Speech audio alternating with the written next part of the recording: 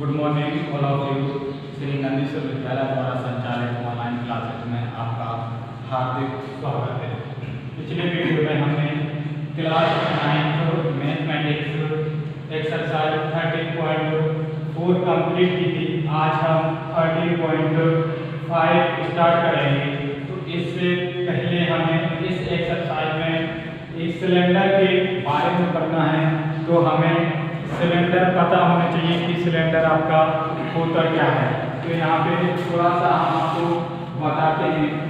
ये आपका एक सिलेंडर है।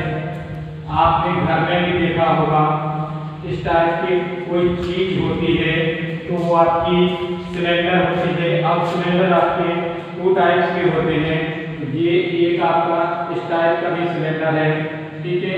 अब ये जो है वो आपका एक सॉलिड सिलेंडर है। ये हमने इसको भर दिया है, तो ये आपका सॉलिड सिलेंडर है और ये आपका खोखला सिलेंडर है। अब नीचे हम देखेंगे तो इसमें आपको एक सर्कल दिख रहा होगा, ठीक है। नीचे भी सर्कल है, ऊपर भी सर्कल है। तो सर्कल से रिलेटेड अब जब सर्कल वाली बात आती है तो सर्कल से रिलेटेड आपको सारी चीजें पता होना चाहिए कि एक सर्कल के अंदर क्या क्या होता है। तो एक सर्कल के अंदर आपकी रेडियस होती है, डायमीटर होता है और उसके जो फॉर्मूले होते हैं कि सर्कमफेरेंस ऑफ ए सर्कल, तो उसके सर्कमफेरेंस का फॉर्मूला होता है 2 पाई r। अब इसके एरिया की बात आती है तो एरिया ऑफ ए सर्कल बराबर होता है पाई r स्क्वायर।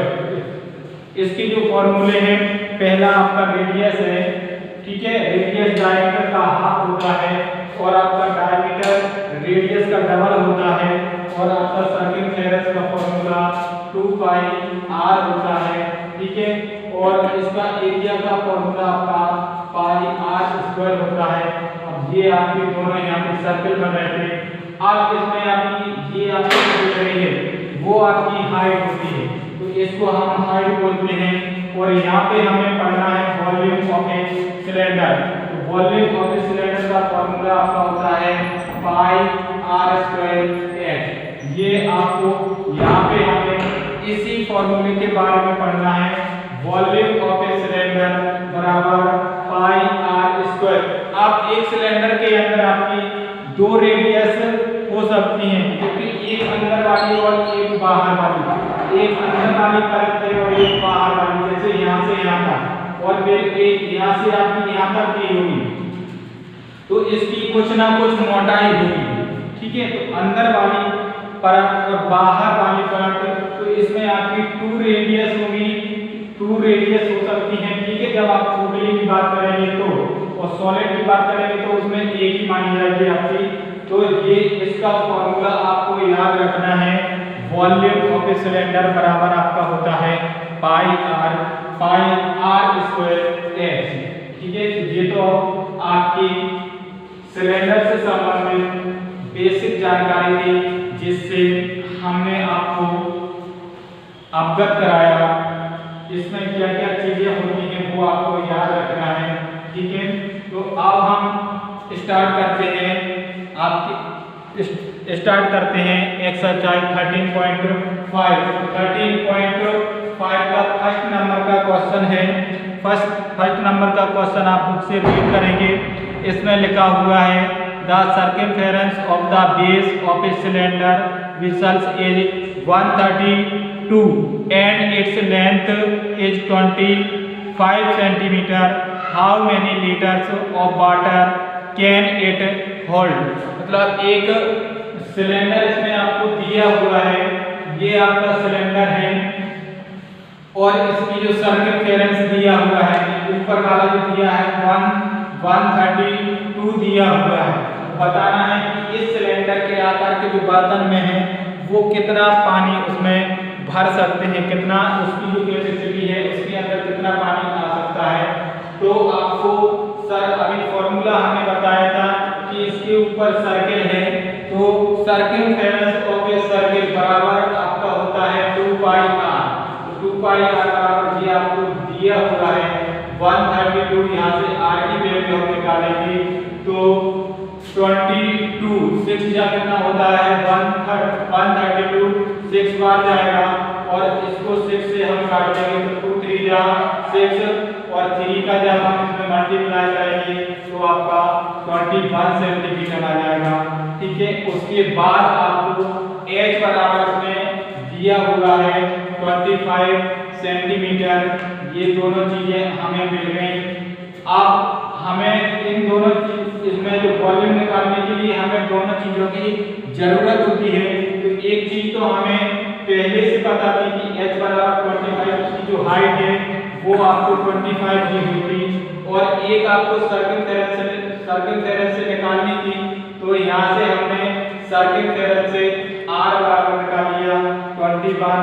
अब दोनों चीजें हमारे पास आ चुकी हैं। अब हमें इसका वॉल्यूम निकालना था। वॉल्यूम ऑफ सिलेंडर बराबर पाई r स्क्वायर h होता है। पाई की जगह पे 22/7 रखना है, r की जगह पे 21 × 21 और h की जगह पे 25 रखना है। जब इसको हम इससे कट करेंगे तो 7 3 आपका 21 होता है। अब इसमें कुछ कटने लायक नहीं, नीचे कुछ भी नहीं है, तो इन सब का हम मल्टीप्लाई करेंगे। जब इन सब का हम मल्टीप्लाई करेंगे तो आंसर ये आएगा। अब प्यारे बच्चों, आपको पता है कि जब भी हम वॉल्यूम किसी चीज का निकालते हैं तो उसको ना तो हम मीटर में निकालते हैं, ना सेंटीमीटर में निकालते हैं, ना किलोमीटर में निकालते हैं, बल्कि लीटर में निकालते हैं। क्योंकि ये जो लिक्विड चीजें होती हैं, तरल पदार्थ जो होते हैं, बहने वाले जो पदार्थ होते हैं, उनको हम लीटर में मापते हैं। तो इसमें दिया हुआ है 1 लीटर बराबर 1000 क्यूब सेंटीमीटर। अभी जो हमने आंसर निकाला था ये क्यूब सेंटीमीटर में निकाला। अब वो कह रहा है 1000 क्यूब 1000 क्यूब सेंटीमीटर बराबर होता है 1000 लीटर। तो 1000 का इसमें हम भाग लगाएंगे तो आपका जो आंसर आएगा वो ये आएगा 34.65 लीटर। ठीक है, तो ये जो सिलेंडर था उसके अंदर कितने लीटर पानी आ सकता है। अब इसी एक्सरसाइज का हम क्वेश्चन नंबर 2 लेते हैं। 2 नंबर का भी आपका एक सिलेंडर है और उस वो सिलेंडर मान के चलिए कि आपका एक खोखला सिलेंडर है, क्योंकि उसमें 2 रेडियस दी हुई है। इसका मतलब है कि एक अंदर वाली परत है और एक बाहर वाली परत होगी। तो यहाँ पे हम लिख लेते हैं 2r1 बराबर 28। यहाँ से r1 बराबर हम निकालेंगे 28/2। जब इसको इससे डिवाइड करेंगे तो आपका 14 आएगा और 2r2 बराबर 24 दिया है। जब यहाँ से हम r2 बराबर निकालेंगे तो 24/2 आएगा, 2 से डिवाइड करेंगे तो 12 आएगा। अब r1 r2 ये दोनों चीजें हमें r1 और r2 दोनों चीजें हमें यहाँ से मिल चुकी हैं और h बराबर आपको दिया हुआ है, h बराबर 35 दिया है। ठीक है, दोनों चीजें r1 r2 ये आपके पास पहले से है और h ये भी आपको दिया हुआ है। अब हमें निकालना क्या है, volume of a cylinder. Cylinder का आयतन निकालना है। तो यहाँ पे हम वॉल्यूम का फॉर्मूला है वॉल्यूम ऑफ द सिलेंडर बराबर पाई r स्क्वायर h। लेकिन यहाँ पे रेडियस जो है वो 2 पार्टों में आपकी डिवाइड है, क्योंकि इसमें हमने आपको बताया कि आपका जो सिलेंडर है वो खोखले आकार का है। तो इसकी जो रेडियस रहेगी वो r1 और r2 रहेगी। r1 - r2 यानी इसकी कुछ ना कुछ मोटाई होगी। तो r1 और r2 इसकी जो मोटाई होगी वो यहाँ से हम निकालेंगे। तो r1 की जगह पे हम 14 रखेंगे और r2 की जगह पे 12 रखना है। जब 2 बार हम रखेंगे 14 × 14 और -12 × 12 × 35। जब इसका इसमें मल्टीप्लाई करेंगे तो ये आएगा, इसका इससे करेंगे तो ये आएगा और × 35 है, माइनस करेंगे तो आपका 52 आ जाएगा और 7 से इसको हम डिवाइड करेंगे तो 5 टाइम्स आएगा। अब क्या क्या बचा आपके पास, 22 52 × 5। इन सभी का हम मल्टीप्लाई करेंगे। जब मल्टीप्लाई करेंगे तो आपका आएगा 720 क्यूब सेंटीमीटर। ये आपने एक सिलेंडर का वॉल्यूम निकाल लिया। अब आपका जो सिलेंडर था वो आपका वुडन पाइप था, ठीक है, वुडन पाइप था। तो इसका जो वेट दिया हुआ है, ठीक है, इसका जो वेट दिया हुआ है, मास ऑफ पाइप बराबर 1 क्यूब सेंटीमीटर बराबर 0.6 ग्राम। ये उसका मास दिया हुआ है, वेट दिया हुआ है। अब हमें निकालना है इतने का, और इतने 1 का हमें पता है कि 1 का इतना दिया हुआ है, तो इतने का निकालना है। तो हम क्या कर लेंगे, इस पूरे में इसका मल्टीप्लाई कर देंगे। जब मल्टीप्लाई करेंगे तो आंसर आपका 3432 ग्राम आ जाएगा, ठीक है। अब कोई भी संख्या अगर बड़ी होती है, उससे अगर आप उससे मापने को अगर बोले तो ग्राम में मापेंगे, ठीक है, तो ज़्यादा टाइम लगेगा। उससे अगर ज़्यादा बड़ी संख्या है तो हम केजी में मापते हैं।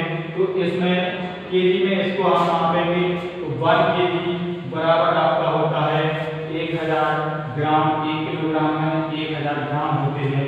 तो 1000 से इसको डिवाइड करेंगे तो नीचे 0 देखेंगे, 1 2 3 0 है, तो पीछे से 1 2 3 के बाद पॉइंट लगा देंगे, तो ये आपका केजी में चेंज हो जाएगा। इस प्रकार से इस क्वेश्चन का फाइनल आंसर जो रहेगा वो आपका ये आएगा।